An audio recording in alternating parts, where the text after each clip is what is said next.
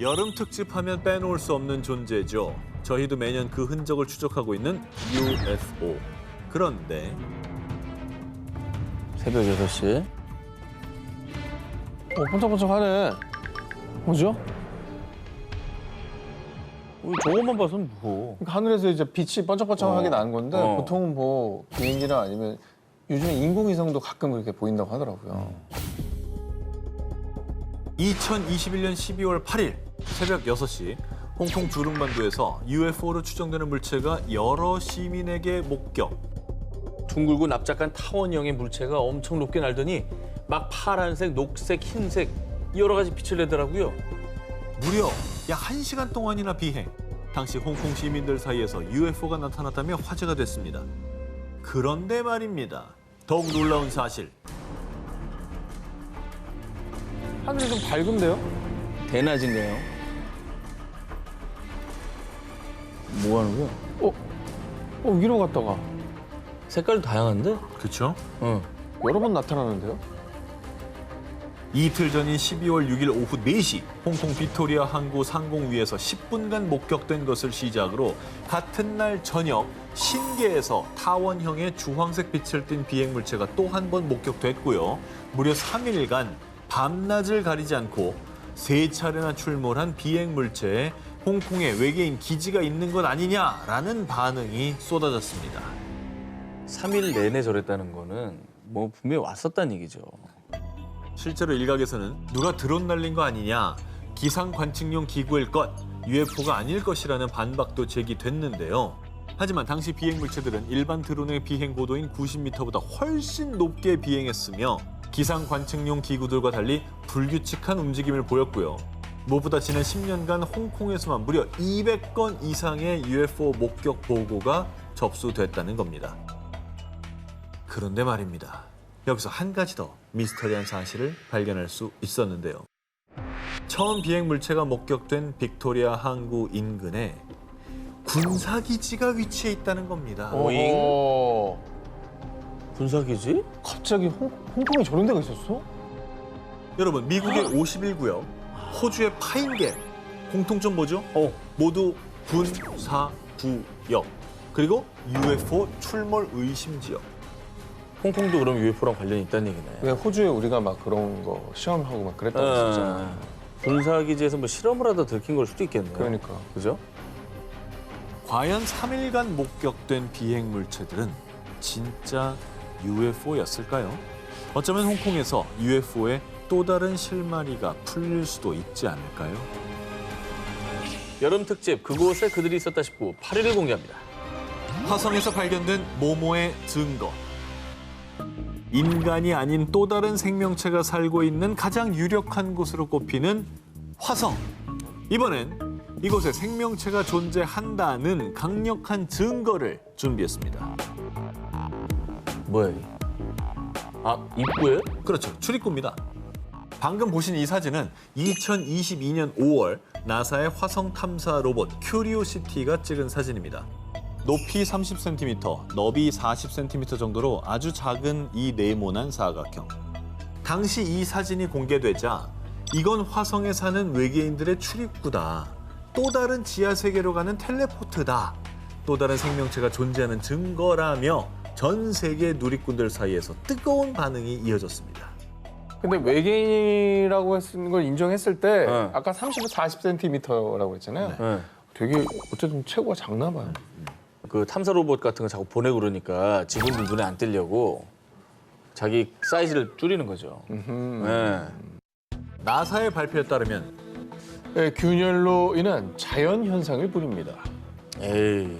또 다른 학자들 역시 침식으로 인한 자연 현상이라며 외계인의 출입문이 아니라고 부정했습니다.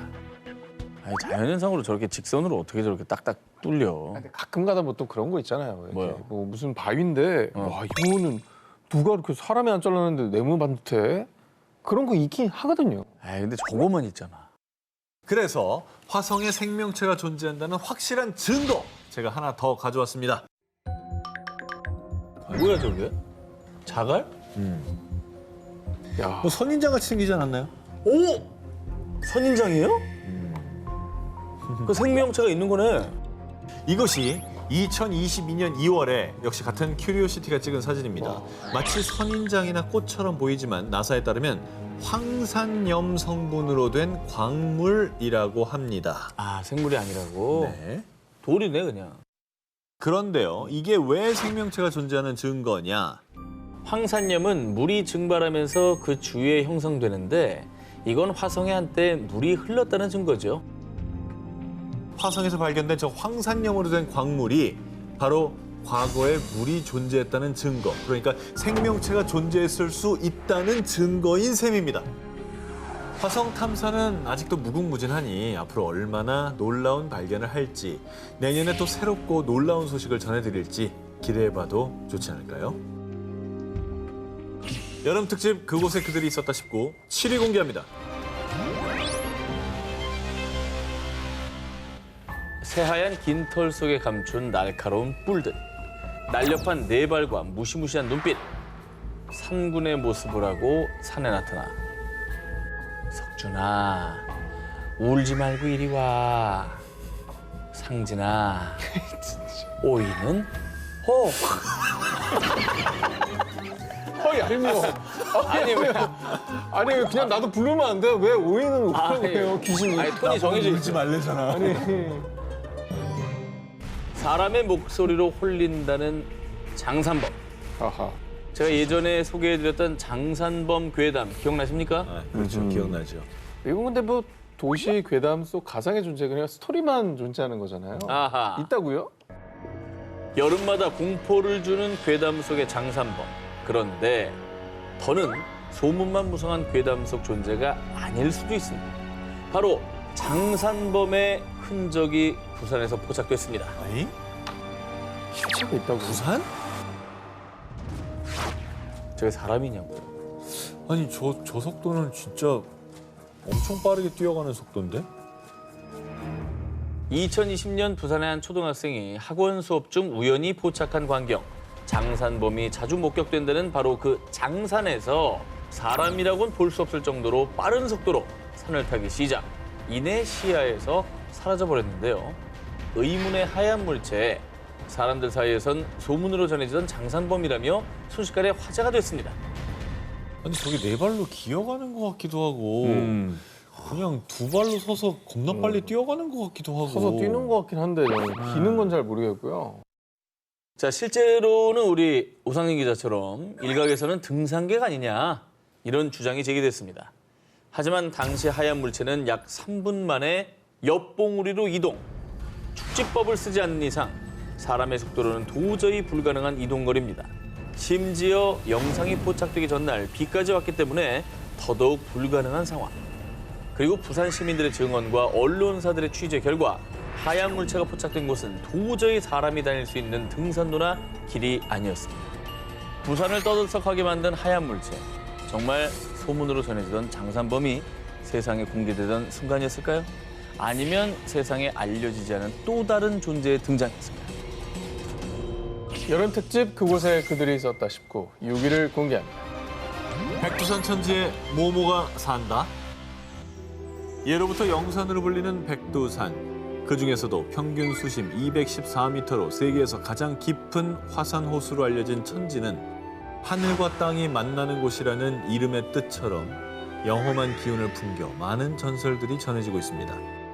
산꼭대기고 깊은 호수가 있으니까 사실 우리가 상상도 못할 동물들이 있을 것 같긴 해. 그 안에. 네. 일단 우린 접근이 힘들잖아요. 그래. 못 가보니까 그 신비함은 이루 말도 못하지. 뭐. 그렇지. 그중에서도 우리나라에 오래전부터 전해진 한 전설에 따르면 심술궂은 흑룡이 물길을 막아 땅이 황폐해지자 한 장수가 흑룡을 물리치고 물을 찾아 만든 것이 천지라고 하는데요.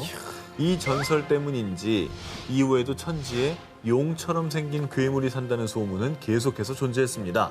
그런데 전설 속에만 존재했던 백두산 천지 괴물이 실제로 나타났다고 하는데요. 헐. 아니 말로만 얘기하던 걸 실제로 본 사람이 나타난 겁니까? 나타난 겁니다. 어허. 2020년 백두산 호수 위 500m 높이의 전망대에서 매일같이 휴대폰 영상으로 천지의 날씨를 기록하는 일을 하던 직원이 어느 날 호수 쪽에서 수상한 물체를 발견했는데요. 어머, 어머. 뭐 있다. 색깔이 지금 보이지? 오. 근데 이게 문을 앞에서 찍은 게 아니잖아. 완전 굉장히 높이서 찍은 완전 거죠. 땡겨 네. 찍은 거지. 네. 되게 선명하게 그래도 까만 점이 보이잖아요, 지금.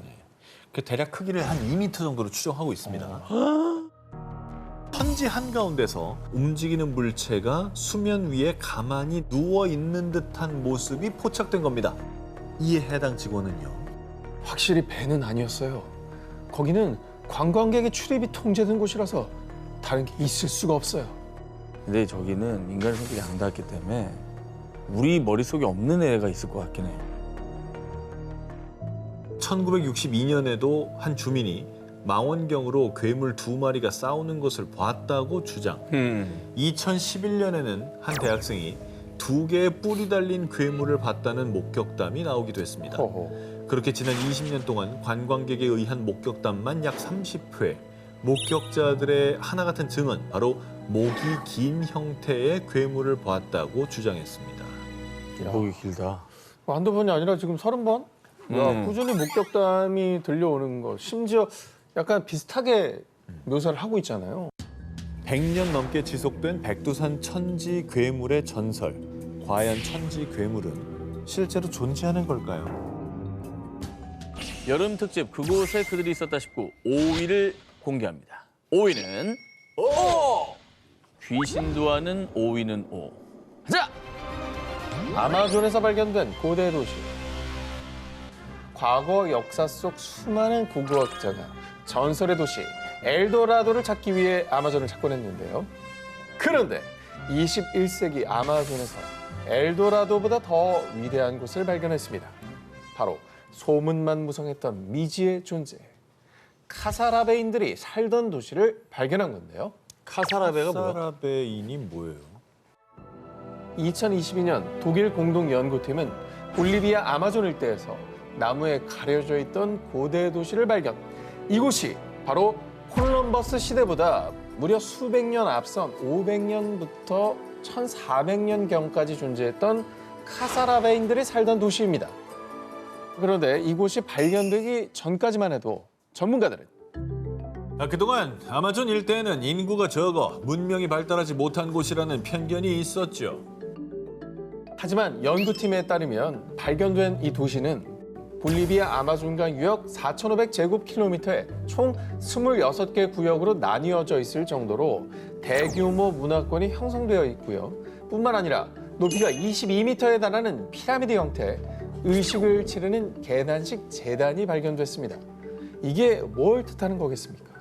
제사를 지냈다면 종교가 있었을 거고 종교가 있었다면 계급과 체계가 있던 대규모 도시였다는 거죠. 어허. 그리고 카사라베인들은 뚝길을 통해 이동, 운하, 저수지 등 도시의 기반 시설로 추정되는 형태가 다수 포착됐고요. 옥수수를 통한 농업과 어업 활동까지. 이 체계적인 대도시였지만 가뭄 때문에 멸망했을 거로 추측만 할 뿐 찬란했던 카사라베인들이 왜 역사 속에서 자취를 감추었는지 또 어떤 삶을 살았는지 이들의 역사에 대해선 아직 많은 연구가 남아 있습니다.